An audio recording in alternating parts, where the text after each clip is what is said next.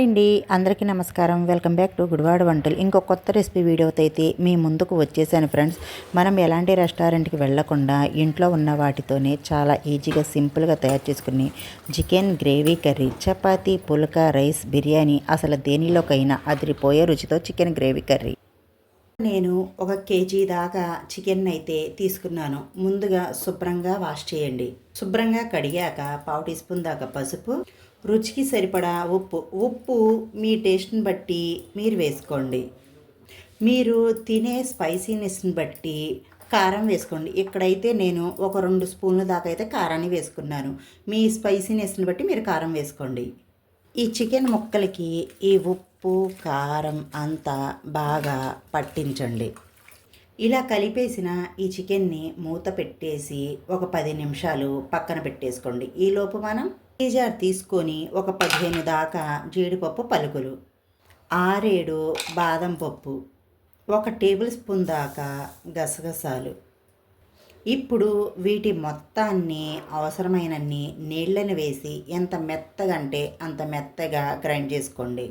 Video క్లిప్లో చూపించే విధంగా మెత్తగా గ్రైండ్ చేసుకోండి. మీరు కావాలంటే ఫ్రెండ్స్ ఈ జీడిపప్పు, బాదం పప్పు, గసగసాలని కాసేపు ముందు నానబెట్టుకొనైనా గ్రైండ్ చేసుకోవచ్చు. నా దగ్గర అంత టైం లేక నేను డైరెక్ట్గా వేసేసి మీకు చూపిస్తున్నాను ఈ ప్రాసెస్ అంతా.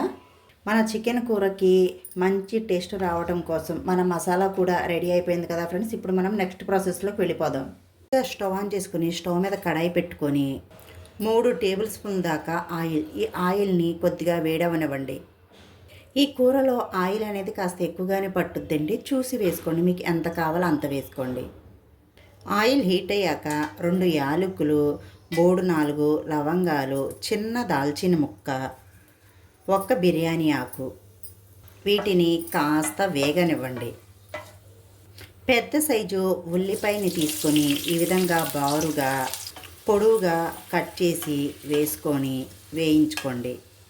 ఈ ఉల్లిపాయ ముక్కల్ని మంచి బంగారుపు రంగులో వచ్చేంత వరకు వేయించుకోవాలి. మనం ఉల్లిపాయ ముక్కలు అనేవి మంచిగా ఈ కలర్లో వేగాలి. ఇప్పుడు మనం ఫ్రెష్గా దంచి పెట్టుకున్న అల్లం వెల్లుల్లి పేస్ట్, ఈ అల్లం వెల్లుల్లి పేస్ట్లోని పచ్చి వాసన పోయేంత వరకు వేయించుకోవాలి. ఇప్పుడు మనం ముందుగా కలిపి పెట్టుకున్న ఈ చికెన్ని వేసేసి మంటను హై ఫ్లేమ్లో పెట్టి ఒక 5 నిమిషాలు ఉడికించండి. ఈ ఆయిల్లో ఈ చికెన్లో వచ్చిన నీళ్ళన్నీ కాస్త డ్రై అయిపోయేంత వరకు. ఇప్పుడు మనం మూత పెట్టేసి ఒక 5 నిమిషాలు ఉడికించుకుందాం హై ఫ్లేమ్లో పెట్టి. ఒకసారి చూడండి, ఈ చికెన్లో వచ్చిన నీళ్ళన్నీ ఇంకిపోయి ఆయిల్ సపరేట్ అయింది కదా. ఇప్పుడు మనం 1/2 టీ స్పూన్ దాకా వేయించి పొడి చేసిన జీలకర్ర పొడి, 2 టీ స్పూన్ల దాకా ధనియాల పొడి, ఫ్లేమ్ని లో ఫ్లేమ్లో పెట్టుకొని ఒక్కసారి అంతా కలిపేసుకోండి. 1/2 కప్పు పెరుగు తీసుకొని బాగా బీట్ చేసి వేసుకోండి.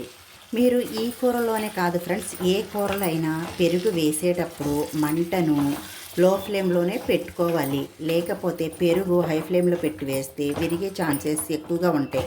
లేకపోతే స్టవ్ ఆఫ్ చేసేసుకున్నాక పెరుగు వేసి కలిపేసుకొని అప్పుడు స్టవ్ ఆన్ చేసుకోండి.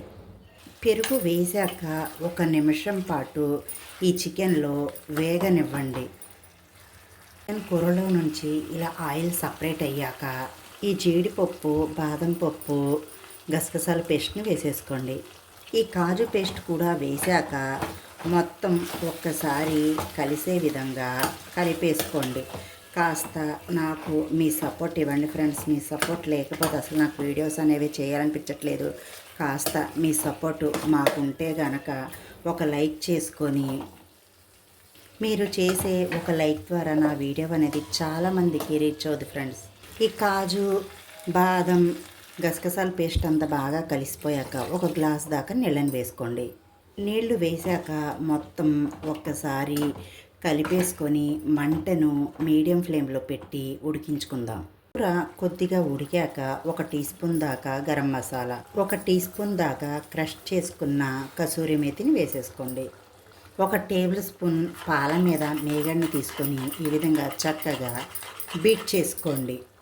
ఈ పాల మీద మేగడ్ని వేసేసుకోండి.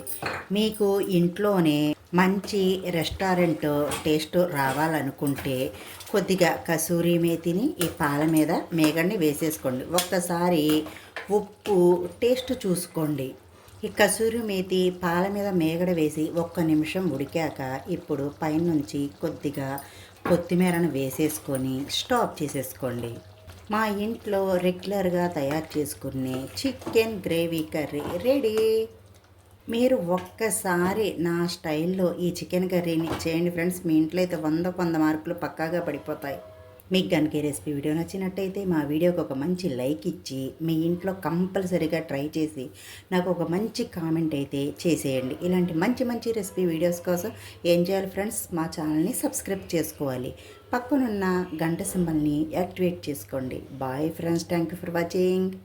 ఇంకొక కొత్త రెసిపీ వీడియోతో మళ్ళీ కలుద్దాం.